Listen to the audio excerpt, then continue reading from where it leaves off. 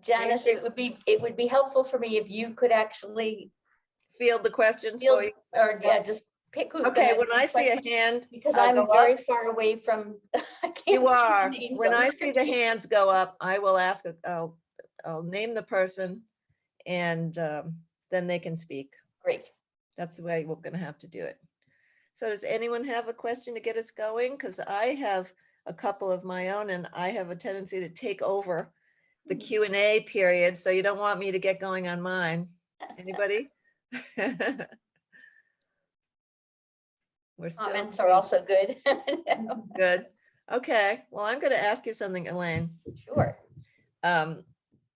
Personally, I'm not much of a cook, and I'm interested in finding out at what age, if there is a kind of a mark in your life when you decided that you really liked cooking and that you wanted to become a better cook. Was it just something that you felt you had to do, or was it a calling? I think it was probably a little bit of a calling. My mom was a great cook and she liked to experiment with things, and Mhm. my grandmother was a great cook and she liked to experiment with things. And I think I probably started just making the recipes that they made and that I knew I liked. Mhm. Especially once I left home and I was cooking for myself. I had roommates in college who were great cooks, and we used to like to cook together a lot. And then, you know, when I left the country and was really living abroad on my own, I started learning to cook the things that were around me and using the ingredients that were around me.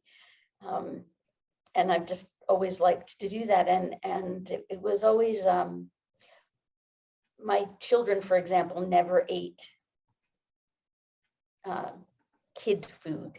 You know, they sat down at the dinner table and they ate whatever I was serving. And, you know, they might not have liked things. They definitely had to try something and then, you know, didn't have to eat it if they didn't like it. But they have both also turned into great cooks, and with really varying tastes, and there are things they still don't like, but you know. Well, that sounds more like nature versus nurture to me. It's a family situation.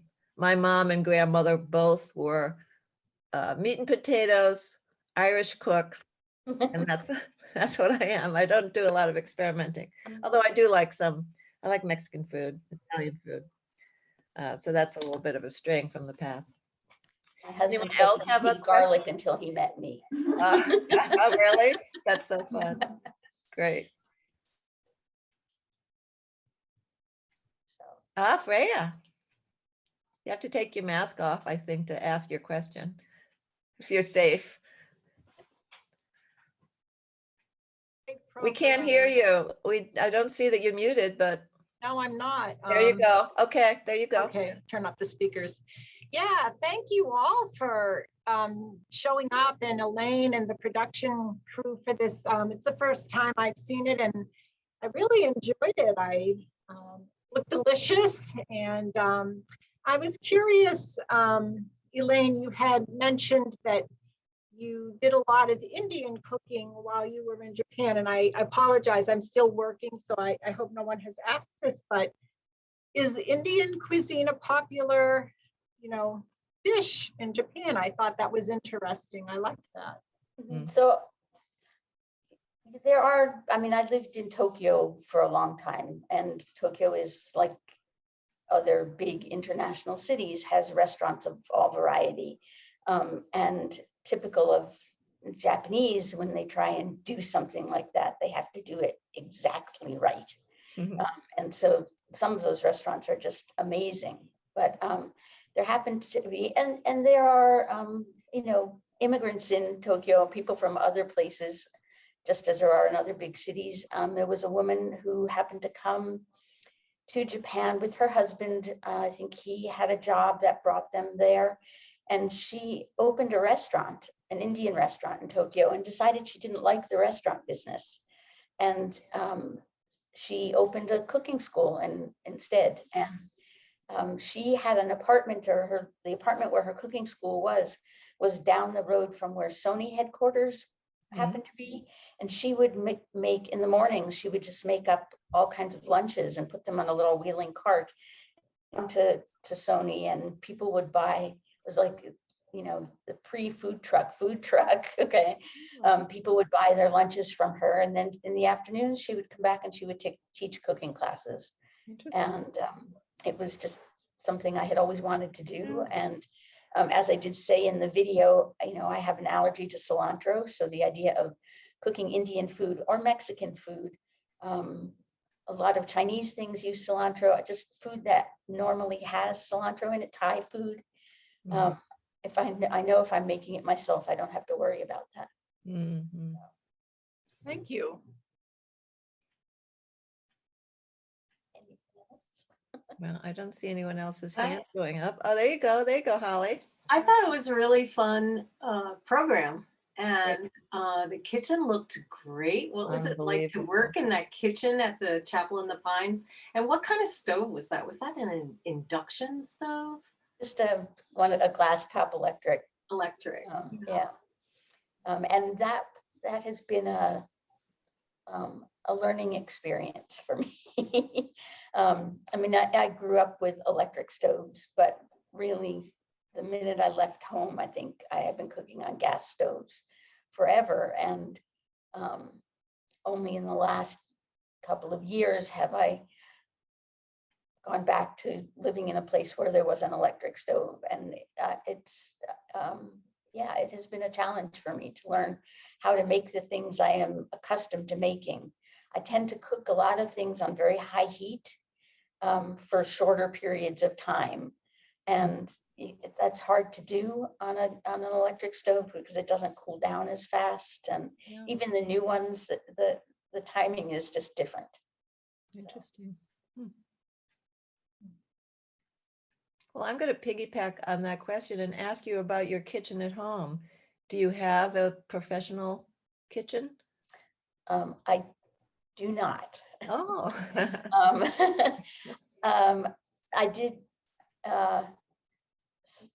so my housing situation has changed recently, but in the house that I lived in for the longest time here on the Cape that we built, it did have a non-professional but kind of close to professional kitchen.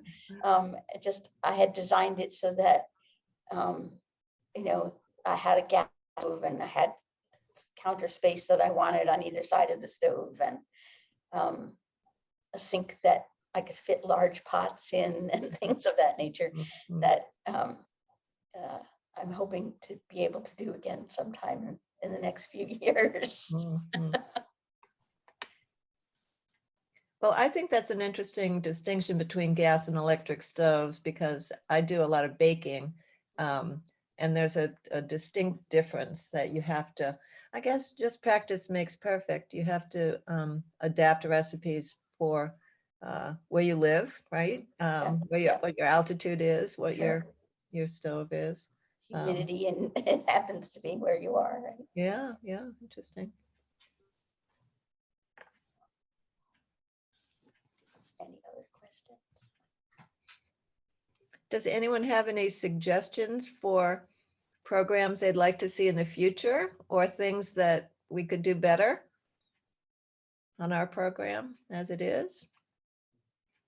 Everybody's happy? So we have recorded one more since the Indian one, and that was, we're just calling it My Grandmother's Chicken Soup. And I did make chicken soup and matzo balls in that one. And I'm not quite sure when that will be edited and ready to go, but we'll do that. And then I did agree to do something Chinese and something Japanese. So oh, good. those are the upcoming. Yeah. I think that this was Karen's idea. She's the assistant director at the library and head of programming. We had a lot of input from the community. This was a program that people really wanted to see. Well, they wanted literary programs. They wanted science programs, nature sort of things, and cooking kept coming up, even though there's so many cooking programs. This is our first try, and it takes a long time. Since we're not a television production company, we're a library, it really takes a long time, Sure. right? So I think we did pretty well. And our editor, Devin, who many of you have seen in the library, has been working remotely from Florida. So that's really interesting. And we've been doing a lot of things remotely, and it's really been a challenge, but I think we've done pretty well this year, coming up with ideas. Anyway, so this cooking program, which we wouldn't be able to do without Elaine, and I hope she doesn't mind that we've latched onto her. I've had a great time. Oh, good. It's, you know, it will not be my next career, but I have had a great time. Good. All right, so we'll keep people posted, I guess, about when episode 2 will be. Probably shouldn't take that long if it's already been recorded, the editing. How much work do you have to do to make chicken soup, right? It's Well, the you know, the lots of hardest balls. part of the chicken soup, so one of the interesting things about the Indian food is the Indian food cooks fairly quickly, right? So I could bring the ingredients and I could cook it right there. Chicken Yeah. soup I cook for half a day, Sure. okay? You know, We so have to I do made time it- lapse. I made a soup and we did the filming from the end. Yeah, We started at the end. So Yeah, we looked at a already made soup and talked about what was in it and stuff. And then I actually brought ingredients to make another soup. oh, interesting. So Yeah, it takes a lot of planning. mhm. Do you have a favorite cook or cooking show that you like, or don't you bother? No, I definitely like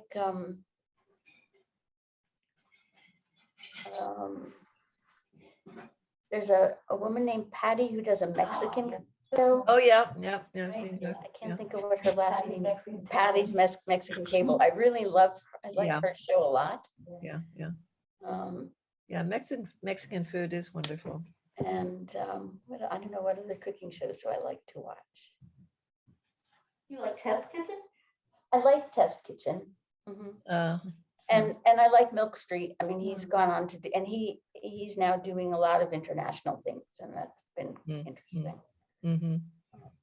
Yeah, You know, I was one of the thinking, things that is interesting to do is, I mean, it's to be here on shopping here on the Cape, and not necessarily to a great Asian grocery store or and you know, to see what's available and what I can make from what's available and how I can sort of mix that up a little bit.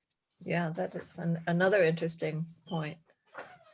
I was thinking of asking you, I should have asked you before today, but I'll ask you now. Maybe you could help us have a recommended reading list of cookbooks, international cookbooks or something, maybe Sure. 10 or 5 or 10 Yeah. that you could recommend that we can, attach to the show Mhm. as a PDF, because we Yeah, have that would be so fun. many cookbooks. And I mean, Karen's been great about pulling some cookbooks out that relate Yeah. to whatever it is I'm cooking, but Yeah.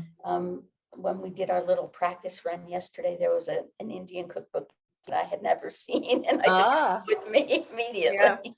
Right. So Mhm. yeah, it was fun. Definitely we could do that. All right, well, Karen, I don't see you there anywhere, but I'm not seeing a lot of questions that people want to ask. Ron, And- did you want to ask a question? Anybody? I don't want to monopolize and have a private conversation with Elaine that we're recording for posterity. Oh, wow. So anybody, wave your hands now. No? I do. Okay, so You got a thank you wave from Betty Elizabeth? Tipton, I think, has a question. I didn't see the video, so can I still see the video? that you Oh, my made? goodness, yeah. I should mention, and this will be hard for you to write down, but if you go to the website, to the library website, and you'll see the little sort of flyer for the show, there will be listings there of where and when you can see it. We have a YouTube channel that the library posts things on, And we usually post a link if you have a computer, so you can go right to something. Vimeo, which is another sort of server for videos, is going to have a link for the show. And on the local cable, the town's cable station, and then Lower Cape TV, all of them are going to be showing the program, kind of repeating it.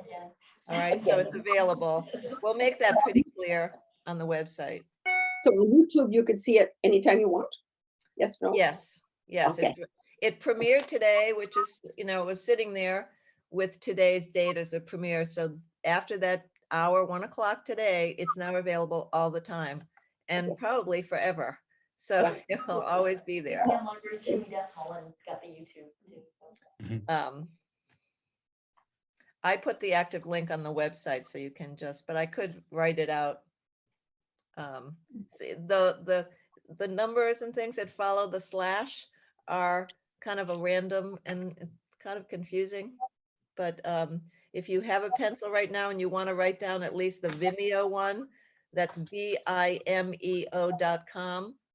And there's a /, and user, USER. And then here comes the number, 34134687. Okay, So that's the alternative to the YouTube. okay. Okay. Good. But Great. yeah, if you just actually probably if you Google Dewey Decimal Cooking Show, we're the only thing that probably exists with that name. Yeah, well, I put the word Eastham in it. Or Eastham. Yeah. We have a lot of videos now. Okay. Okay, I'm gonna call it a wrap from my computer. Anyone? Thank you. Thank you. All right, Thank you thank all you, for- Elaine. Thank you. Wonderful. Thank you. And we'll see you for the chicken soup sometime. There you go. Okay. Bye now. Bye. Did someone-